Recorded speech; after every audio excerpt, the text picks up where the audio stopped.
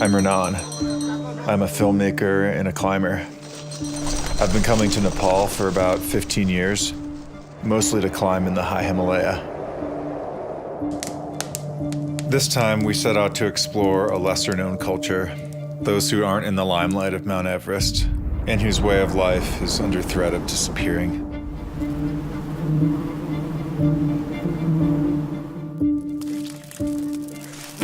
Molly and I counted today 14 beehives, most of which are like 6 feet in diameter.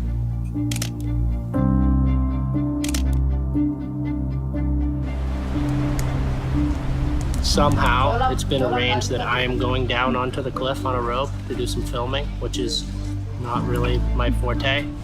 The honey hunters harvest a hallucinogenic honey off the cliff faces in this region, but it's not going to last forever. And we heard that this might be the last honey harvest ever to happen. This story is solid gold. And I'm super lucky to be the writer on this because it's really easy to be the writer compared to being Renan. Normally I'm the one struggling with a video camera, but on this project, I got the opportunity to shoot my first stills assignment.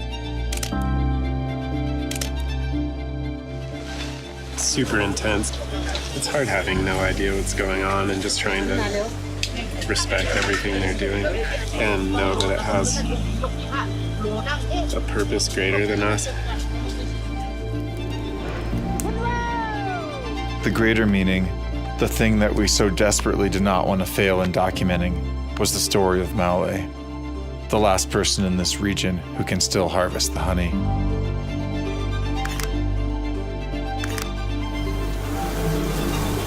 The problem was how we were going to get the shots we need without disrespecting the local culture, hurting ourselves, or even worse, harming Maule.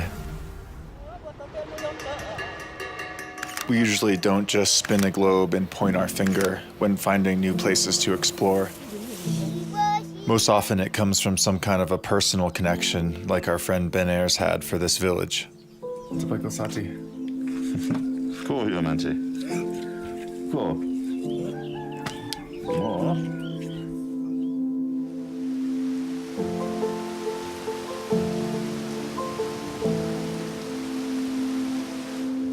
To get to the cliffs, we left the comfort of the village and hiked 12 miles deep into the jungle.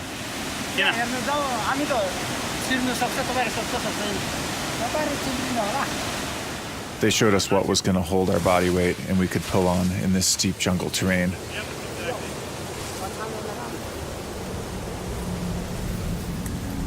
These guys are like the ultimate survivors. So stick with them, don't wander off on your own, and you'll be fine. Must have been a leech.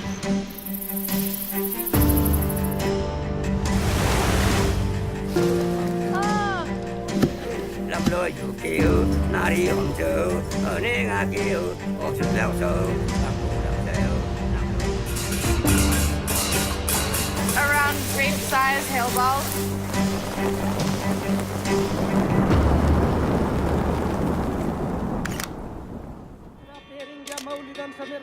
After a shamanic ceremony and spilling the blood of a few sacrificial chickens, the forest spirits were ready to accept us onto their cliffs.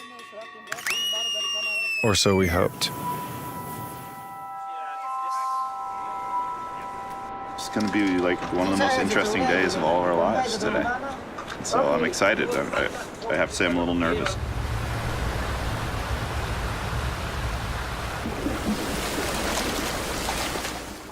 What kind of a knot is that?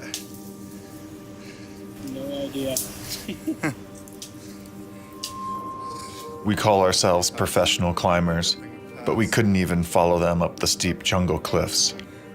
So they put our ropes up for us, tied by mysterious knots onto tiny shrubs and tree roots. Yeah, there's a little twinge of nervousness inside of me. I've never done anything like this before.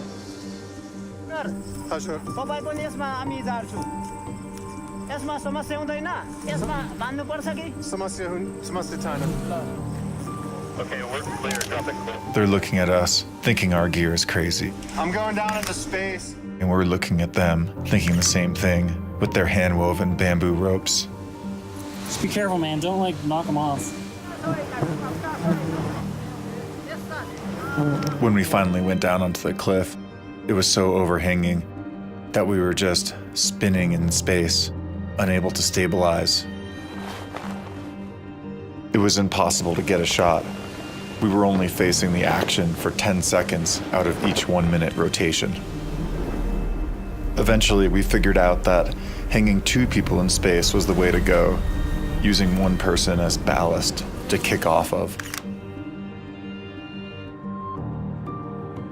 This is the most out of control yet. I'm getting stuck through the sea.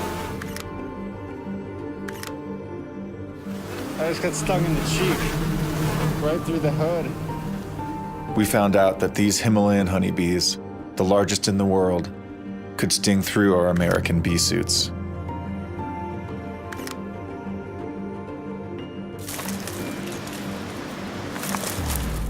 We came down and tried to add more clothing under our suits, but even that didn't help.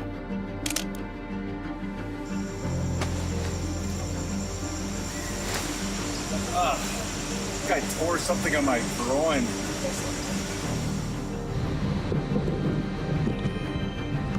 You're in the bee suit, and you look at him, and you see the bees all over them, and you can see that they're stinging all over your bee suit, and you think, they're eating the guy alive.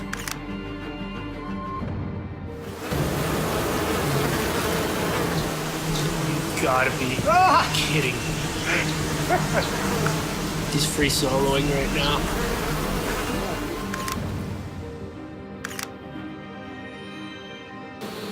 Despite all the challenges we faced, we still had all of our ultra-modern equipment. Melodon didn't have any of that. He believed in the protection of something I'll never understand.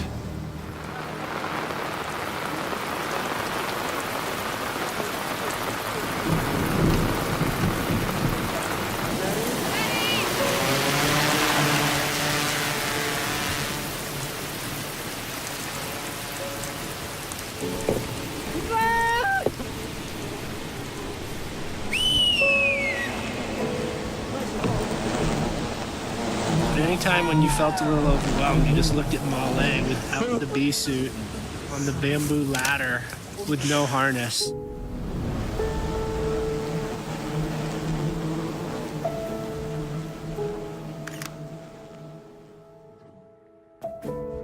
The bounty from the harvest is used for its medicinal properties and to sell to support the community. And this film's been like a 10-year dream. I've known Malidon for that long, and I had tears in my eyes. And